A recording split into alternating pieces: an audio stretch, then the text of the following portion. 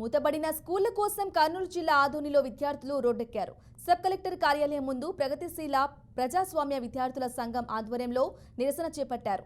గతంలో ప్రభుత్వాలు విలీన ప్రక్రియ పేరుతో వేలాది పాఠశాలలు మూసేశారని మండిపడ్డారు.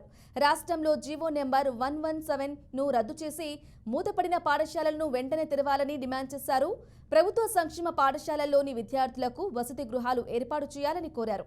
రాష్ట్ర వ్యాప్తంగా ఖాళీగా ఉన్న 50,000 ఉపాధ్యాయ పోస్టులు భర్తీ చేయాలన్నారు. ఇంటర్ విద్యార్థులకు మధ్యాహ్న భోజన పథకం ఎత్తివేయడం దుర్మార్గమని ఆరోపించారు.